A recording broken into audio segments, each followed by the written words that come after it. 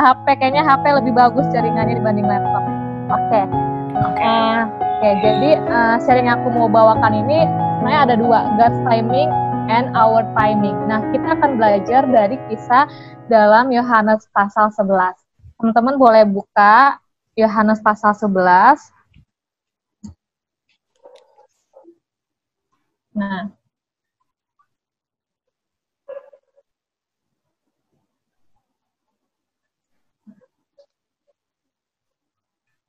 oke, aku akan mulai dengan sebuah pertanyaan sih sebelum mulai ke intinya. Pernahkah kita mengatakan kepada Tuhan, Tuhan, kenapa sih Engkau terlambat dalam memberikan pertolongan kepadaku, gitu? Apakah Allah kita itu Allah yang terlambat, gitu? Benar nggak dengan statement seperti itu? Teman-teman setuju nggak kira-kira ada yang mengatakan Allah terlambat? Benarkah Allah kita yang maha kuasa itu, Allah kita yang maha tahu itu terlambat ketika dia ingin menolong kita atau menolong manusia dalam masa kesusahannya? Mungkin teman-teman pasti ada tanpa disadari menyadarkan bahwa kenapa sih Tuhan kasih pertolongan aku tuh baru sekarang gitu kan.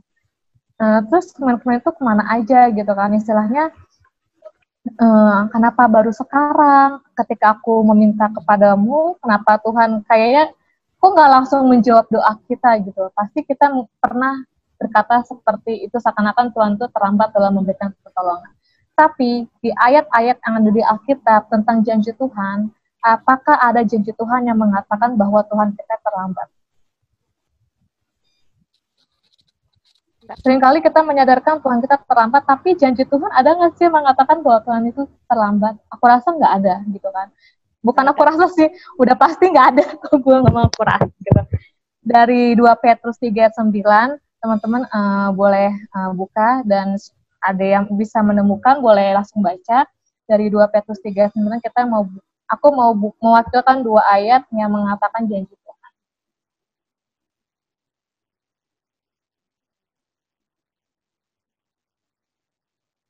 Ada yang bisa baca, yang sudah dapat? Tuhan tidak lalai. Siapa nih? Gue atau Ivon? Oke, Tuhan tidak lalai menepati janjinya, sekalipun ada orang yang menganggapnya sebagai kelalaian. Tetapi ia sabar terhadap kamu, karena ia menghendaki supaya jangan ada yang binasa, melainkan supaya semua orang berbalik dan bertobat. Satu lagi dari Mazmur 12 ayat 7.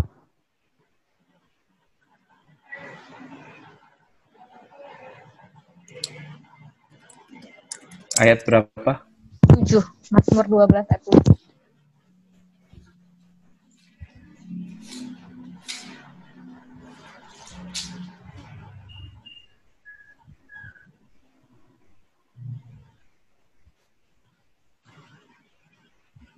Siapa? Boleh, Will? Ayo, Will. Bentar ya. Janji Tuhan adalah janji yang murni, bagaikan perak yang teruji 7 kali dimurnikan dalam dapur peleburan di tanah. Nah, 2 ayat ini udah sangat jelas menyatakan bahwa janji Tuhan itu pasti sudah teruji dan sudah pasti tidak pernah terlambat. Nah, dalam Yohanes 11 ini dari kisah Lazarus dibangkitkan, ini di judulnya kan Lazarus dibangkitkan. Nah, kita dari kisahnya terlihat bahwa sepertinya Yesus itu terlambat dalam memberikan pertolongan. Karena aku mau kasih background sedikit, ini ceritanya seperti Lazarus yang sakit, terus ketika Marta dan Maria minta Tuhan untuk menyembuhkan, Tuhan gak langsung menyembuhkan. Terlihatnya sampai dia meninggal dulu kan, 4 hari gitu kan. Nah, kalau kita melihat bahwa ini seperti kayak Tuhan tuh kok terlambat gitu kan dalam memberikan pertolongan. Nah, kira-kira cerita ini benar gak sih dari apa yang kita pikirkan? Kalau kita berbalik dengan janji Tuhan, aku mau minta teman-teman merenungkan tentang God's timing, atau waktu Allah, atau waktu kita. Ketika kita berbicara tentang waktu kita, ya mungkin itu bisa aja terjadi terlambat buat kita. Tapi kalau kita lihat dari sisi waktunya Tuhan, itu tidak terlambat buat Tuhan. Nah, ini kita perlu pahami waktu Tuhan atau waktu kita. Kita tahu bahwa waktunya Tuhan tuh always in time, nggak pernah terlambat, nggak pernah menunda-nunda, selalu tepat pada waktunya. Kalau kita lihat lagi dari Yesaya 59 ayat 1, aku mau minta teman-teman buka dari Yesaya 59 ayat 1.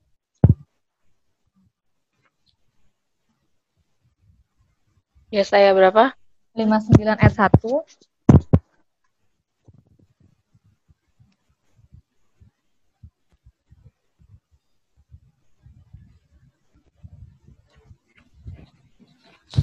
Yesaya 59 ayat 1, sesungguhnya tangan Tuhan tidak kurang panjang untuk menyelamatkan, dan pendengarannya tidak kurang tajam untuk mendengar.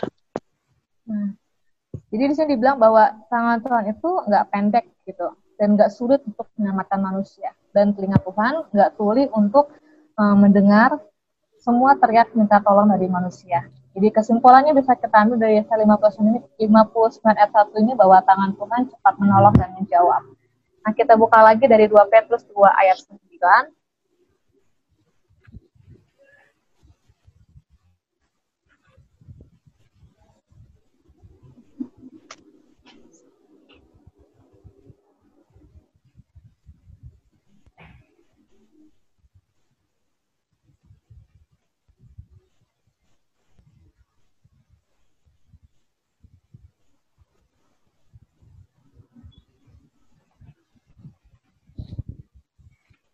Ada yang udah dapat kah? 2 Petrus 2 ayat 9.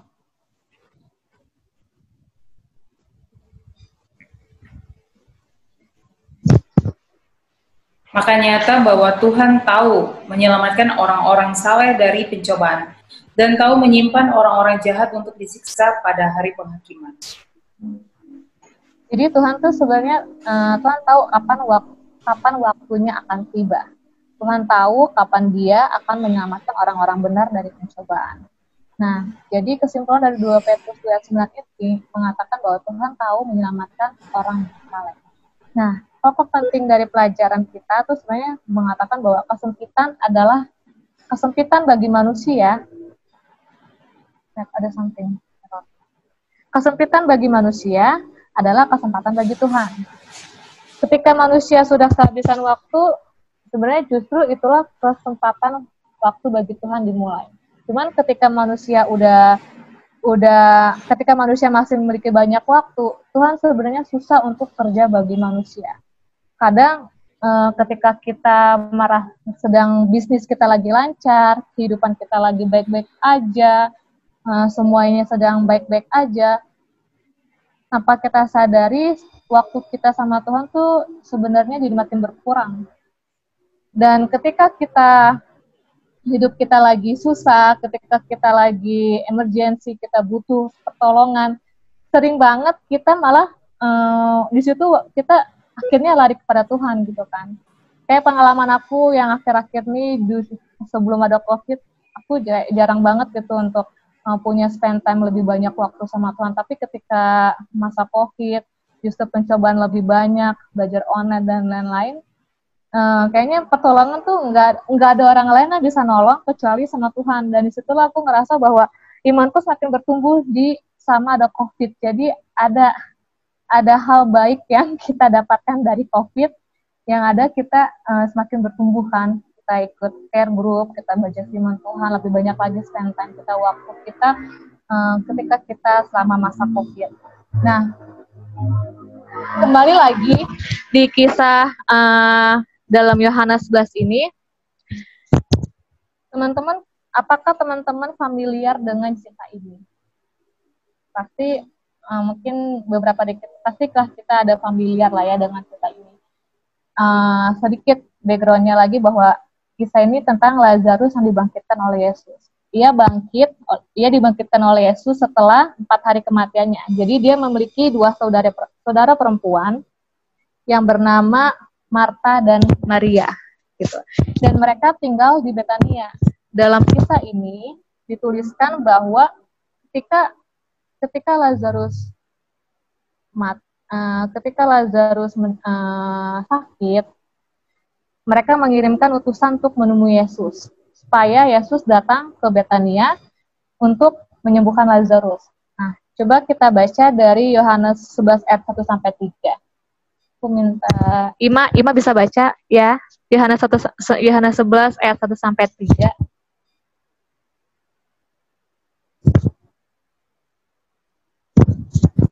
Aku minta Ima baca Yohanes 11 ayat 1 sampai 3.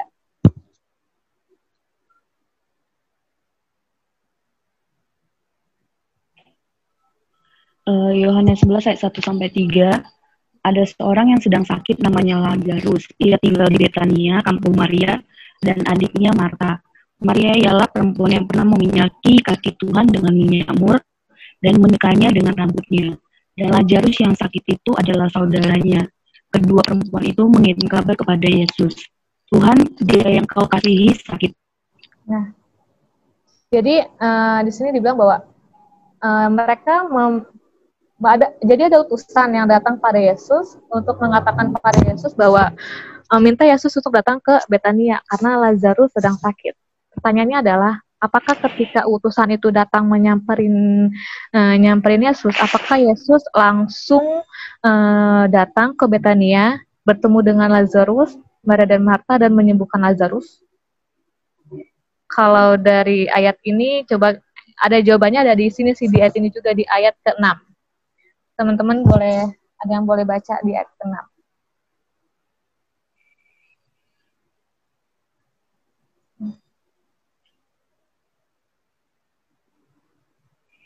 Yohanes 11 ayat 6. Namun setelah didengarnya bahwa Lazarus sakit, ia sengaja tinggal 2 hari lagi di tempat di mana ia berada. Jadi jawabannya Yesus nggak langsung datang. Ketika mereka minta Yesus untuk datang, Yesus nggak langsung datang. Yesus justru sengaja menahan di tempat Yesus berada selama 2 hari gitu. Oh, kenapa Yesus malah stay gitu? Kenapa Yesus malah stay dan nggak langsung datang ke Betania bertemu dengan mereka? Nah, ini pertanyaannya kita skip dulu. Nanti ada jawabannya. Nah, pertanyaan ketiga. Jadi pertanyaan pertama adalah apakah Yesus langsung datang? Enggak. Pertanyaan kedua, kenapa Yesus harus berlama-lama harus menambah-nama tinggal 2 hari di tempatnya dan tidak langsung? Nah, pertanyaan ketiga, kalaupun memang Yesus sedang sibuk nih ya dalam pelayanannya di desa atau di kota itu, atau di tempat di mana Yesus berada, kenapa Yesus nggak melakukan aja sih penyembuhan jarak jauh? Apa ya Yesus nggak bisa melakukan penyembuhan jarak jauh? Gimana menurut teman-teman? Gampang nggak sih Yesus untuk nyembuhin jarak jauh? Pernah nggak sih di Alkitab dibilang mengenai penyembuhan jarak jauh ini? Aku mau. Ada yang waktu apa Phil? Enggak. Ada yang maksudnya waktu seseorang datang kepada Yesus, cukup ngomong aja, dia percaya nanti langsung sembuh dan menghilang anaknya. Ya. Seorang prajurit Roma sih. Ya, itu prajurit Roma ada satu lagi, C lagi. Kak. Ya. Ya. Tapi bisa ya intinya. Iya, intinya pasti bisa gitu kan, nggak mungkin Yesus punya kuasa. Kayak daring ya. Jarak jauh. Ya kayak gini sebenarnya juga Yesus bisa sih menyembuhkan hati kita kan. Iya. Tuh. Nah, itu ada di Matius 8 ayat 5 sampai 13. Kalau teman-teman nanti bisa baca kembali di rumah, itu tentang Yesus menyembuhkan hamba perwira di Kapernaum. Itu salah satu contoh penyembuhan jarak jauh yang Yesus lakukan. Yang tadi Willy bilang itu kan, cuma tinggal kasih tahu doang, anaknya sakit, cuma Yesus bisa sembuhkan. Nah, tadi ada 3 pertanyaan itu, aku mau kita sama-sama renungkan. Dan kita baca lagi di Yohanes 11 ayat 11.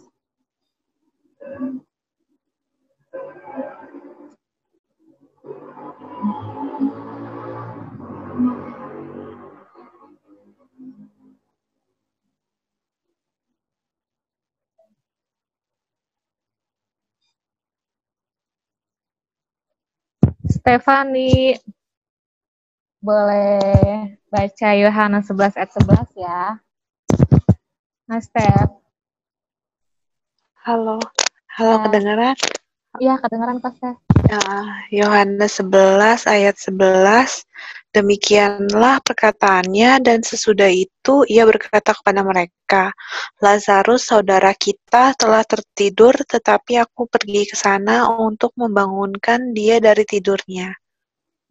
Ayat 33 sampai 38 Kak Steph. Ayat Lanjut. 33 sampai 38. 38. Ketika Yesus melihat Maria menangis dan juga orang-orang Yahudi yang datang bersama-sama dia, maka masyugulah hatinya. Ia sangat terharu dan berkata, "Di manakah dia kamu baringkan?" Jawab mereka, "Tuhan, marilah dan lihatlah." Maka menangislah Yesus. Kata orang-orang Yahudi, "Lihatlah betapa kasihnya kepadanya." Tetapi beberapa orang di antaranya berkata, "Ia yang memelekkan mata orang buta. Tidak sanggupkah ia bertindak sehingga orang ini tidak mati?" Maka masygulah pula hati Yesus, lalu ia pergi ke kubur itu. Kubur itu adalah sebuah gua yang ditutup dengan batu. Thank you, Steph. Nah, di sini diterangkan bahwa kondisi Lazarus yang sudah mati, tapi bagi Yesus kondisi itu hanya tidur. Yesus menyatakan bahwa kondisi itu hanya tidur, bukan mati. Nah, di ayat ke-37, di sini kan ada yang mengatakan beberapa orang di antaranya berkata, kan? Berarti di tempat itu ramai gitu kan, nggak cuma ada Marta Maria doang, tapi ada beberapa orang, dan lumayan ramai lah sepertinya. Nah, ketika Yesus datang, orang-orang itu mereka seperti berbisik kan. Aku sih mikirnya kayak, coba kita bayangin deh mungkin keadaan seperti ini. Apakah Yesus kurang terkenal dalam menyembuhkan di kota itu gitu kan? Yesus sudah terkenal banget gitu kan dalam menyembuhkan. Nah, ada orang-orang di antaranya mereka yang bilang mereka dibilang di sini, ia yang memelekkan mata orang buta, tidak sanggupkah ia bertindak sehingga orangnya tidak mati? Aku ngambil seperti kita sehari-hari ya, kata-kata sehari-hari kayak gini loh, kayak Yesus kan nyembuhin orang buta aja bisa gitu kan, masa dia nggak bisa sih bikin nyembuhin Lazarus? Kenapa Lazarus harus sampai mati gitu kan? Kenapa dia harus menunggu di sana sampai 2 hari? Kenapa Yesus nggak langsung menyembuhkan Lazarus gitu? Misalnya kayak mereka tuh banyak seperti netizen yang berkomat-kamit berbisik-bisik ngegosipin Yesus gitu kan, ngomongin Yesus dari belakang. Nah, dari ayat-ayat yang sudah kita baca, ada kata kuncinya. Yang pertama adalah Lazarus, Yesus katakan bahwa ia sedang tidur. Nah, yang kedua, di sini dibilang bahwa ada kata masih gula yang di ayat 33 dan masih gula itu 33 dan 38 ya. 33 dan 38. Ya kan, ada kata maka masih gula. Masih gula ini artinya adalah bahwa Yesus itu sangat sedih hatinya, dia sangat terharu, maka dia menangis di ayat yang ke-35. Nah, Yesus menangis. Hanya ada 2 kali dalam Alkitab yang mencatat bahwa Yesus menangis. Teman-teman ada yang tahu nggak dua peristiwa apa itu? Yang pertama sudah pasti peristiwa Lazarus ini, Yesus menangis. Dan satu lagi tentang ketika Yesus melihat kota Yerusalem dan menemukan kehancuran kota Yerusalem. Di situ Yesus menangis. Jadi Alkitab mencatat bahwa ada 2 peristiwa Yesus menangis itu. Artinya sangat kayak limited edition gitu kan, jarang-jarang banget gitu kan, spesial, berarti Lazarusnya spesial gitu kan. Apakah kita bisa bilang bahwa Yesus itu sengaja membiarkan Lazarus meninggal dan gak disembuhkan? Apakah Yesus itu sengaja? Nah, dengan Yesus menangis, dengan Yesus sangat sedih, itu artinya bahwa Yesus itu peduli dengan keadaan Marta, Maria, yang begitu mereka kehilangan saudara mereka. Satu kata, Yesus peduli. Lalu bagaimana sih respon Marta dan Maria? Kita buka di ayat 21, respon Marta.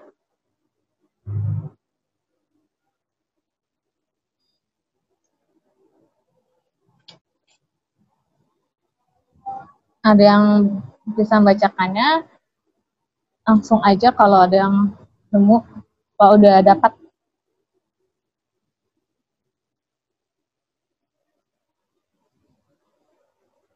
Yohanes 11 ayat 21 ya? Mel? Ya, nah, Oke. okay. Maka kata Marta kepada Yesus, Tuhan, sekiranya Engkau ada di sini, saudaraku pasti tidak mati. Ya. Nah, ini sebuah keyakinan bahwa dia bilang bahwa seandainya Yesus ada saat Lazarus mati, maka Lazarus nggak akan mati. Saat seandainya Yesus ada saat Lazarus masih sakit, pasti Lazarus tidak akan mati. Itu yang ada dalam pikiran Marta. Nah, kita baca lagi ayat 32, respon dari Maria. Yohanes 11 ayat 32.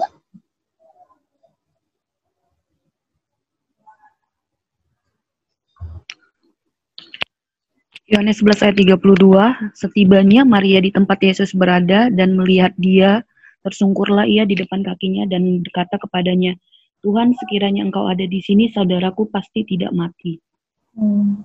Lagi-lagi perkataan yang sama dibilang, seandainya Yesus Engkau ada di sini pada waktu Lazarus masih sakit, pasti dia nggak akan mati, saudaraku ini nggak akan mati. Artinya dengan dua pernyataan ini, sebenarnya mereka berdua itu tahu bahwa Yesus itu sanggup menyembuhkan Lazarus. Tapi Lazarus telah mati 4 hari lamanya. Nah, tapi sayangnya mereka tuh nggak punya keyakinan. Sepertinya mereka nggak punya keyakinan bahwa Yesus itu sebenarnya bisa membangkitkan Lazarus. Ketika Yesus nggak menyembuhkan Lazarus, seharusnya mereka tuh berpikir bahwa Yesus kan pasti sanggup untuk membangkitkan dia dari kematiannya. Tapi sepertinya Marta dan Maria tidak berpikir seperti itu. Nah, apa alasan Yesus tidak langsung menyembuhkan dalam jarak jauh seperti yang Yesus lakukan kepada yang lain? Jawaban alasan pertama ada di Yohanes 11 ayat 4. Tadi kan terhadap 3 pertanyaan yang tadi itu ya, ini jawabannya dalam Yohanes yang alasan pertama Yohanes 11 ayat 4.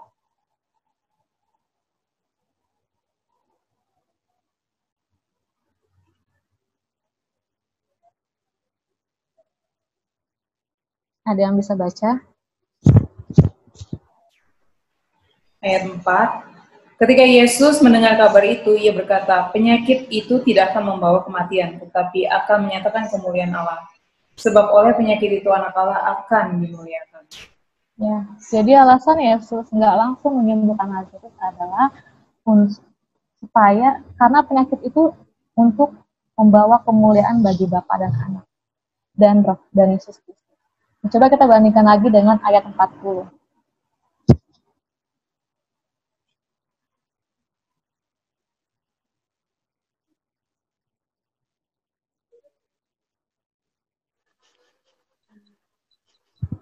Jawab Yesus, bukankah sudah kukatakan kepadamu, jikalau engkau percaya, engkau akan melihat kemuliaan Allah? Jadi Yesus katakan bahwa penyakitnya itu tidak akan membawa kepada kematian. Tetapi penyakitnya itu justru melalui penyakit itulah Allah Bapa Yesus Kristus akan dimuliakan. Yang kedua, alasan kedua dari Yohanes 11 ayat 11.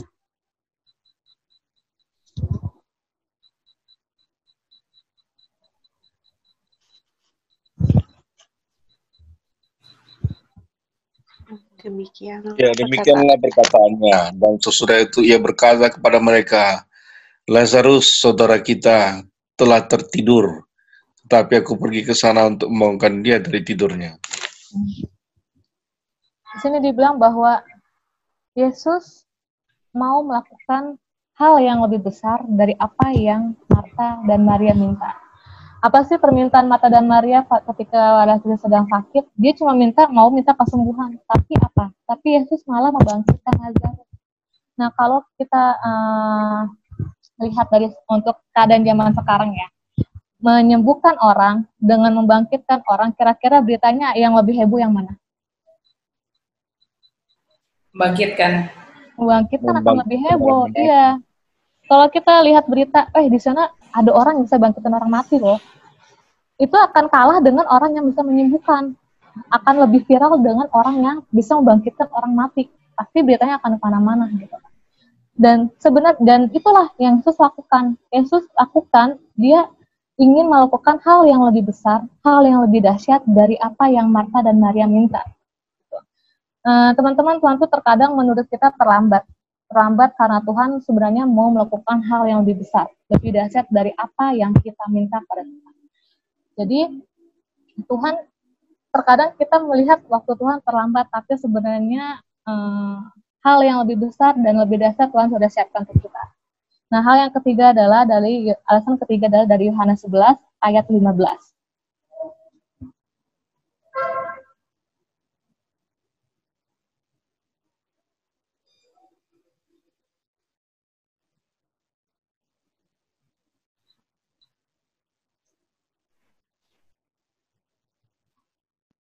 Tetapi syukurlah aku tidak hadir pada waktu itu, sebab demikian lebih baik bagimu supaya kamu dapat belajar percaya. Marilah kita pergi sekarang kepadanya. Yesus katakan, syukurlah, syukurlah aku tidak hadir pada waktu itu. Jadi oleh karena Yesus tidak ada di situ waktu Lazarus sakit, supaya mereka tuh belajar percaya kepada Yesus, supaya Marta dan Maria itu belajar percaya kepada Yesus. Marta dan Maria itu dan orang banyak itu pasti banyak mendengar tentang Yesus sanggup menyembuhkan orang sakit, bahkan orang yang kerasukan setan.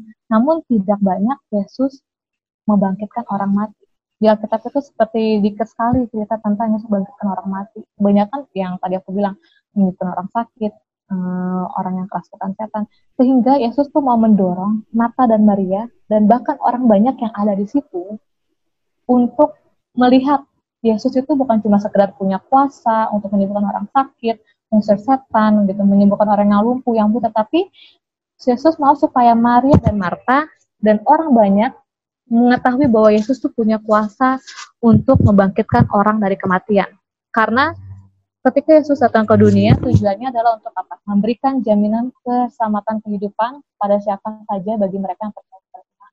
Dengan kata lain, untuk kepentingan para murid, untuk kepentingan Maria dan Marta, untuk kepentingan orang banyak, maka Yesus itu sengaja tidak menyembuhkan Lazarus pada saat itu. Tapi dia membiarkan Lazarus itu mati sampai 4 hari agar semua orang percaya. Karena banyak orang yang belum percaya siapa sih Yesus itu. Nah, apa yang dikatakan oleh Yesus dalam ayat 23, Yohanes 11 ayat 23?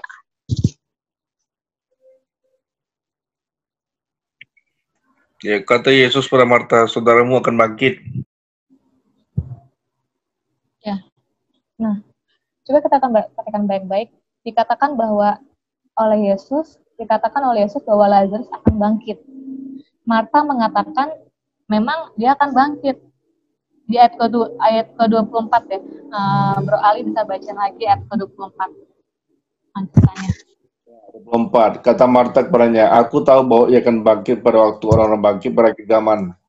Nah, dibilang lanjutannya bahwa ketika Yesus bilang Lazarus itu akan bangkit. Namun Marta bilang bahwa Lazarus itu akan bangkit pada akhir zaman, gitu kan.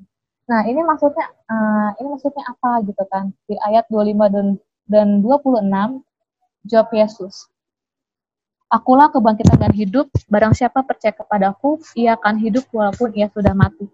Dan setiap orang yang hidup dan yang percaya kepadaku tidak akan mati selama-lamanya. Percayakah engkau akan hal ini?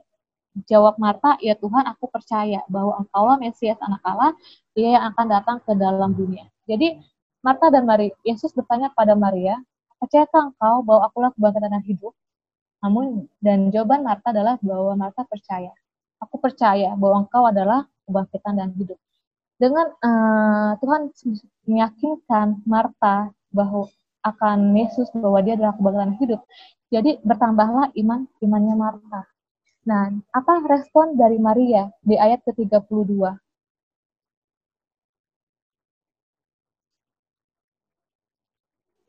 Ya, ayat 32. Setibanya Marta di tempat Yesus berada dan melihat dia, tersungkurlah di depan kakinya dan berkata kepadanya, Tuhan, sekiranya engkau ada di sini, saudaraku pasti tidak mati. Nah, Maria tersungkur di depan kaki Yesus.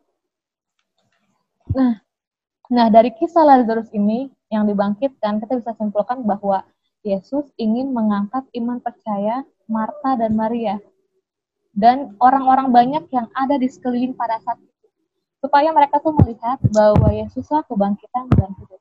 Jadi aku ulangi lagi kesimpulannya bahwa kenapa Yesus tidak langsung menyembuhkan Lazarus dan tidak langsung pergi ke Betania untuk menyembuhkan Lazarus, atau Yesus tidak melakukan penyembuhan jarak jauh. Yang pertama adalah penyakit itu justru membawa kemuliaan bagi nama Bapa dan bagi Yesus Kristus.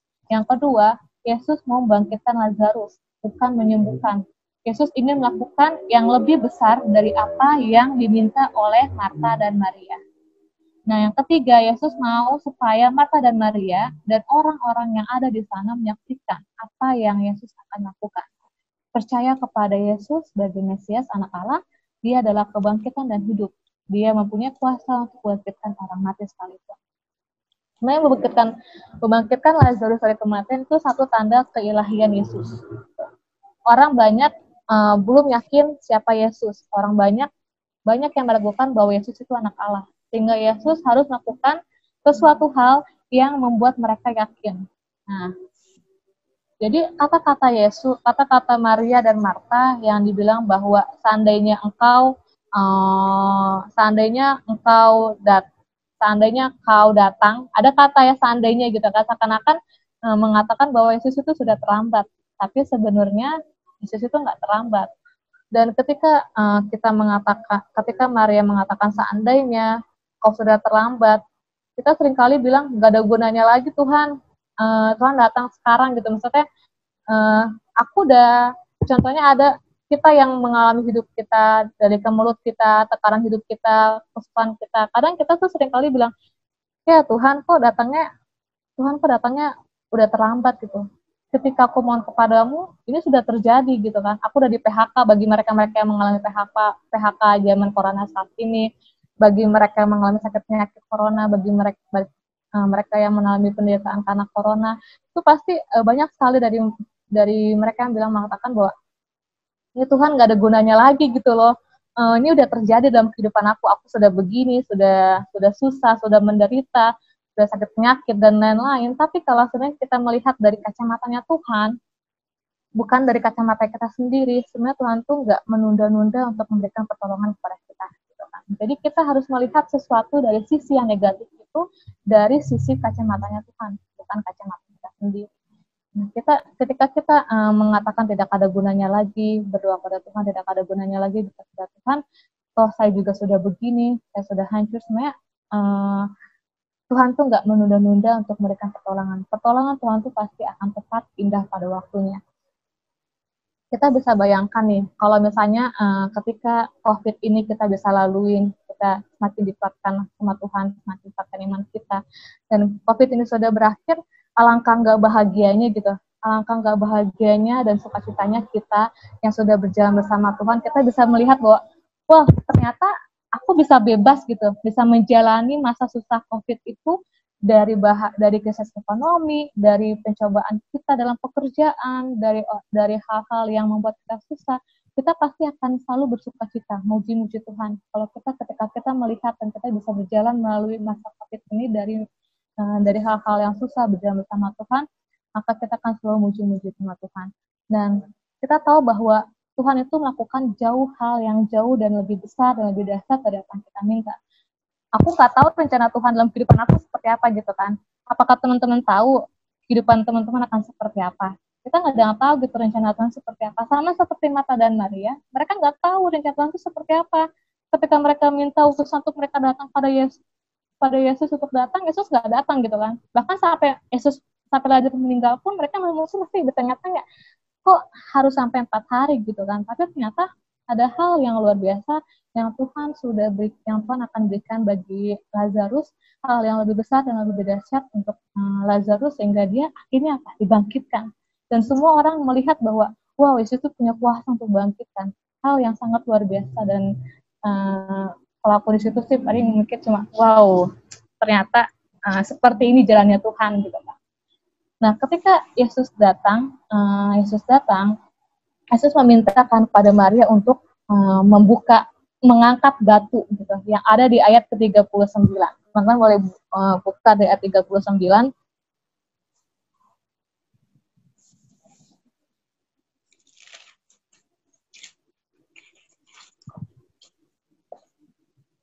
Dia kata Yesus, angkatlah batu itu. Marta, saudara orang yang meninggal itu berkata kepadanya, Tuhan, ia sudah berbau sebab sudah 4 hari ia mati. Aku mau ini lagi menegaskan bahwa apakah Yesus memang nggak bisa ya menyuruh batu itu untuk batu bergeser lah gitu kan? Kenapa Yesus harus minta Marta gitu, harus minta Marta untuk angkat batu itu? Apakah Yesus nggak bisa? Sebenarnya kan Yesus bisa aja gitu menyuruh batu itu untuk bergeser, pasti batu itu akan bergeser. Nah, sebenarnya Yesus itu nggak perlu untuk lakukan. Yesus bisa menggeser batu itu, tetapi dia nggak mau melakukan kuasa ilahinya dengan menggeser batu itu. Karena Yesus tahu bahwa Marta bisa lakukan. Jadi intinya di sini bahwa manusia bisa melakukan hal yang manusia bisa lakukan. Jadi Tuhan tahu porsinya manusia untuk lakukan, Tuhan tahu porsinya Tuhan akan lakukan untuk dia. Nah, ketika Tuhan bekerja menolong kita, maka ada yang bisa kita lakukan. Nah, karena Allah akan memberikan kita kekuatan, kemampuan, atau pikiran, dan ada hal yang Allah bisa lakukan karena Allah punya kuasa. Jadi Allah mau supaya kita melakukan bagian kita, dan Allah akan lakukan bagian Allah. Nah, di ayat 39 itu dibilang bahwa Marta ini malah menolak gitu kan. Dia kayak seperti, coba kita buka lagi deh ayat 40 lanjutannya dari Yohanes 11 ayat 39 dan 40. Bukankah sudah katakan kepadamu, jika engkau percaya, engkau akan melihat kemuliaan Allah. Ya, di sini terlihat seperti Yesus menyuruh Marta untuk angkat batu itu, tapi Marta bilang, Yesus ini kan sudah berbau gitu, sebab udah 4 hari. Seperti dia tuh kayak gak mau buka kan, ada penolakan gitu kan. Ada penolakan yang Marta bilang sama Yesus, sehingga dia tuh kayak gak mau buka, ini udah berbau loh, mau ngapain lagi gitu kan, udah 4 hari gitu kan. Cuman Yesus sebenarnya mau melakukan mujizatnya. Terkadang teman-teman ini tanpa kita sadari ya, Tuhan tuh seringkali berusaha masuk untuk menolong kita, melakukan mujizatnya dalam kehidupan kita, tapi seringkali kita tuh menolak.